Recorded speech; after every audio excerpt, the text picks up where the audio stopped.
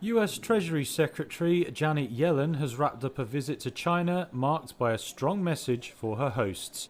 She says Washington won't let cheap imports from the country kill jobs in American industry. Since arriving last week, she's pressed US arguments that Chinese industry is producing too much, fueled by government support and putting a strain on global markets. Yellen returned to the issue at a concluding news conference on Monday in Beijing. And when the global market is flooded by artificially cheap Chinese products, the viability of American and other foreign firms is put into question. And we've seen this story before. Over a decade ago, massive PRC government support led to below-cost Chinese steel that flooded the global market and decimated industries across the world and in the United States. Yellen says US President Joe Biden is determined to avoid a repeat of the so-called China shock of the early 2000s. That saw a flood of cheap Chinese imports destroy some 2 million American manufacturing jobs. She raised the issue in a series of meetings, including with Premier Li Qiang, and offered some suggested remedies. One possible approach would be to boost demand and to see a larger share of GDP accrue to households to bolster their income, or to, for example, bolster retirement security, the ability to afford education for one's children, and so forth, which are motives for very high saving, and call that rebalancing. Yellen identified electric vehicles, batteries and solar panels as among areas of concern.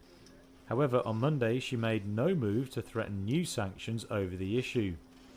Chinese officials say her criticism overstates the impact of state support for industry and underestimates how innovative the country's companies are. No progress has been made at the latest round of Gaza truce talks in Egypt, a Hamas official told Reuters on Monday, shortly after Egyptian sources said headway had been made on the agenda.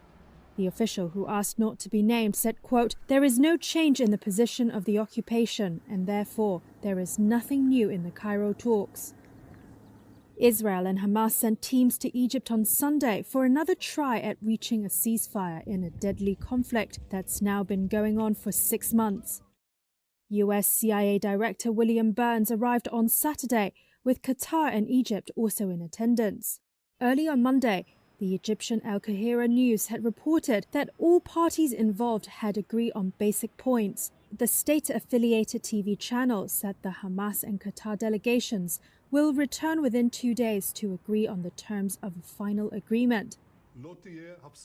This comes after Israeli Prime Minister Benjamin Netanyahu stressed again on Sunday his country would not agree to a ceasefire without the release of hostages, while Hamas repeated its demands, which include a permanent ceasefire, the full withdrawal of Israeli forces from Gaza, and a return of displaced people. Netanyahu said that despite growing international pressure, Israel would not give in to extreme demands from Gaza's Islamist rulers. Western countries have voiced outrage over what they see as an unacceptably high Palestinian civilian death toll and humanitarian crisis in Gaza, resulting from Israel's campaign to destroy Hamas.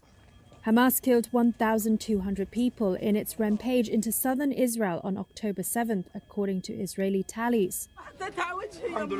More than 33,100 Palestinians have been killed in the Israeli response, according to the health ministry in Gaza.